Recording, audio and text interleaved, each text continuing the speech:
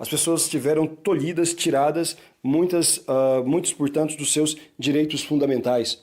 E tudo isto só foi possível por conta de uma campanha massiva, intensa, de apavoramento, né, de imposição do medo, através da grande mídia, que trabalhou de maneira conjunta e coordenada com estes organismos internacionais como a ONU, a OMS, grandes fundações internacionais, né? E desta forma serviu como base o apavoramento gerado pela mídia, as informações desencontradas da OMS, serviu como base para os governos imporem as suas vontades aos seus cidadãos. E isto tudo, somando tudo isto, só foi possível também porque houve ali não apenas a omissão, mas a colaboração, né, das autoridades religiosas, que entraram de cheio nesta onda também, neste apavoramento, ao invés de ser uma voz de ponderação, ao invés dos bispos, dos padres, das autoridades religiosas, seria uma voz de ponderação em relação a toda essa loucura que começou a ser falada e todas estas leis absurdas que começaram a ser impostas ao povo, privando-os da sua liberdade, modificando ali o ordenamento diário das pessoas.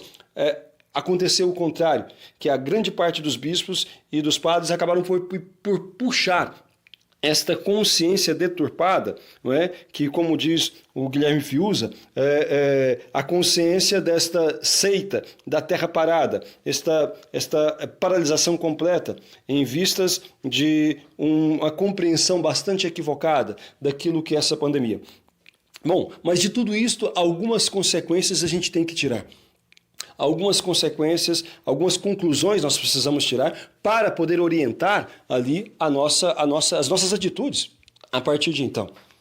Irmãos, é absurdo a gente pensar que nesta postura dos nossos pastores da igreja, dos bispos e dos padres, a gente não vai dizer que as pessoas agiram por má vontade.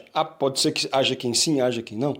Mas o fato é que houve uma atitude equivocada, isto sem dúvida, porque nesses 2000 anos que a igreja existe, as pandemias todas pelas quais a humanidade passou, muito mais graves do que essa, inclusive, muito mais mortais e contagiosas do que esta, a igreja nunca teve essa postura de fechar-se completamente, dos padres todos se esconderem nas suas casas, ou os bispos nos seus palácios, né, e deixar o povo ali à mercê de todo esse apavoramento que foi promovido pela mídia em conjunto com essas organizações internacionais, por toda essa opressão que foi imposta pelos governos, ali mal orientados ou mal intencionados, seja o que for.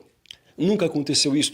A igreja sempre esteve presente junto aos seus fiéis, dando apoio, levando a oração, incentivando ali a penitência, dando consolo, porque o povo está desesperado, as pessoas estão apavoradas, estão desorientadas.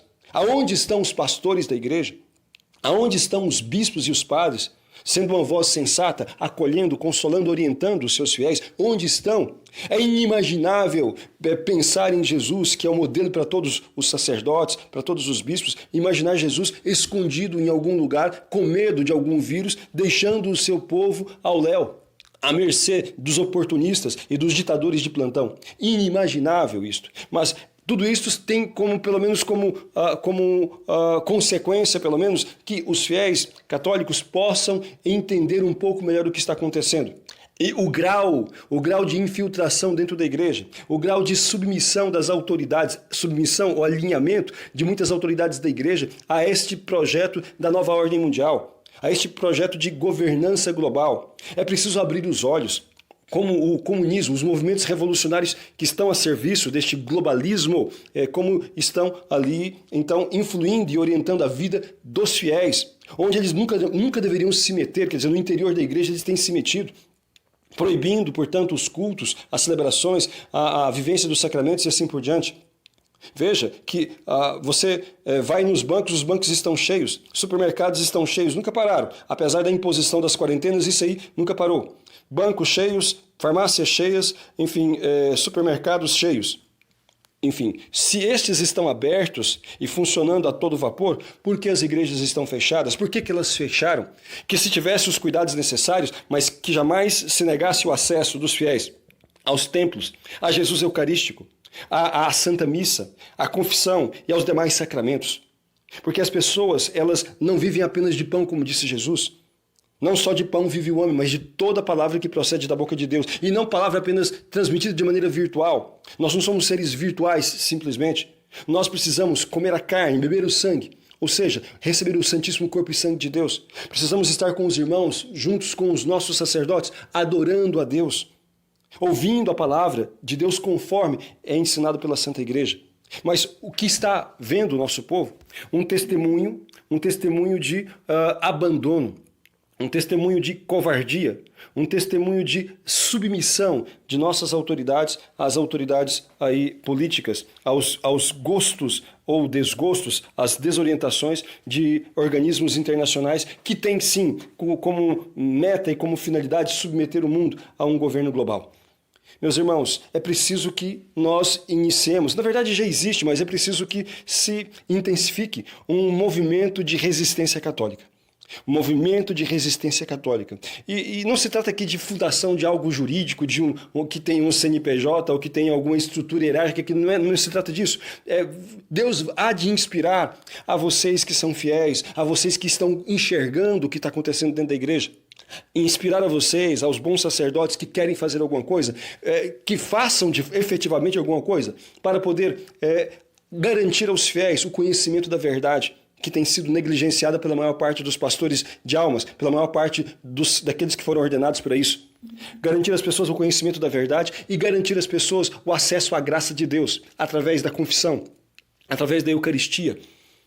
E que possa, sim, contrapor as atitudes equivocadas de muitos pastores, de maneira respeitosa, mas firme, contrapor a verdade do Evangelho. O exemplo de nosso Senhor Jesus Cristo e dos santos que o seguiram no decorrer da história da igreja. É preciso fazer alguma coisa. Então, Deus há de inspirar ao coração das pessoas a esta resistência sadia, essa resistência, este movimento de resistência católica. E vejam, algumas coisas que gostaria de observar para aqueles que querem compor isto aí, que querem fazer alguma coisa nesse sentido. Primeira coisa, nunca abandone a igreja, por mais que o seu bispo seja herético, por mais que o seu padre cometa abusos litúrgicos ou tenha falsas doutrinas, nunca abandone a igreja. Não devemos cair nessa tentação, que é uma tentação de achar que tudo está errado, então nós temos que estar fora. Não.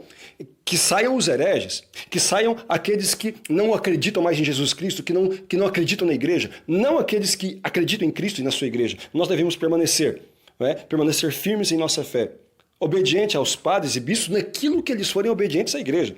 Mas não nos submetermos às suas autoridades se eles se desviam naquelas coisas que eles se desviam da nossa fé, naquelas coisas que eles se desviam da orientação da igreja que tem 2000 anos. Então fiquem firmes na igreja, não abandonem, não deixem, quando for possível e aonde for possível, não deixem de ir à missa.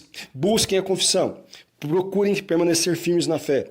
Então, depois, tenham vida de oração. Rezem todos os dias o terço ou o rosário. Pelo menos o terço, como Nossa Senhora pediu em Fátima. Rezem o terço todos os dias. Procurem confessar-se, viver na graça de Deus. Façam isto. Então, e depois, esta vida de oração, esta pertença à igreja, esta vida sacramental, especialmente na confissão e na Eucaristia, devem acrescentar o estudo. Esses dois pontos, irmãos. Oração, ou seja, vida espiritual na qual se insere a oração, a vida sacramental, a renúncia do pecado, a luta pela sua perfeição. Então, vida espiritual. E o segundo ponto, vida intelectual, ou seja, estudo. Nós tanto melhor iremos viver a nossa fé, quanto melhor nós a conhecermos. E depois, este estudo inclui também toda a situação que nós estamos vivendo, ou seja, essas questões políticas também. Não caiam nessa outra tentação de pensar que igreja e política não tem nada a ver. Prestem atenção, irmãos. A própria Nossa Senhora, quando apareceu em La Salette, ela denunciou a situação política dentro da igreja, da perversão, da corrupção, daquilo que aconteceria em Roma, enfim, da infiltração nos conventos, da infiltração nos seminários, dos pastores ruins. Ela falou a respeito disso. E quando ela apareceu em Fátima, em 1917, além de falar dessas questões internas da igreja, aliás, primeiro das questões individuais, daquilo que nós temos que fazer para nos santificar, ou seja, ela disse de rezar o texto todos os dias, ela falou de fugirmos do pecado, de não ofendermos nosso Senhor com pecado, falou de estabelecer no mundo a verdadeira devoção, consagração a Nossa Senhora, falou depois a respeito do primeiro sábado, né? Então de confessar pelo menos uma vez no mês, falou disso, dessas coisas individuais, falou de situações internas na igreja e falou de situações políticas a nível mundial também. Nossa Senhora falou para consagrar a Rússia, para que ela não difundisse no mundo o seu erro, que é o comunismo, ateu, materialista. Ela falou da necessidade, por exemplo, de se revelar o terceiro segredo, em 1960. Ela falou do fim da Primeira Guerra Mundial, falou do início da Segunda, se as pessoas não se convertessem. E assim por diante. Ela falou de questões espirituais, falou de questões internas da igreja e de questões da política também universal, da política, vamos dizer, planetária. Ela falou a respeito disso porque essas coisas estão interligadas, porque os políticos interferem na nossa vida. Veja, tanto interfere que em muitos lugares foram fechadas as igrejas por determinação de quem? De prefeitos, de governadores, de presidentes, de primeiros ministros e assim por diante. Em muitos lugares, na maior parte dos lugares. Fizeram prendendo sacerdotes que queriam celebrar, colocando multas em sacerdotes, em fiéis e assim por diante. Ou seja, se nós deixarmos a política nas mãos das pessoas que têm más intenções ou que têm más orientações, nós sofreremos as consequências. É preciso compreender o que eles estão fazendo. Esta questão, por exemplo, do governo mundial é uma questão política que visa colocar o mundo aos pés do anticristo, por fim. É isto, não é? Todos esses movimentos revolucionários, comunistas, atualmente, não é? Liderados pela China, né, que provocou essa pandemia, que esparramou pelo mundo e que se beneficiou imensamente de tudo isso aí. Tudo isto é algo político, então nós temos que estudar. Então, a postura de uma pessoa, de um cristão católico neste tempo, é vida de oração. A nossa resistência, o movimento da nossa resistência católica deve ser assim. Devemos ter uma vida espiritual. Devemos rezar, buscar os sacramentos, né? E devemos ter uma vida intelectual, buscando conhecer a doutrina e buscando conhecer a situação e como que a doutrina cristã, a luz, né? Os princípios cristãos devem orientar as nossas escolhas, devem orientar ali a nossa orientação política, inclusive, a nossa posição política, inclusive. Então é preciso que haja isto. É preciso que as pessoas se organizem nos diversos lugares onde estão.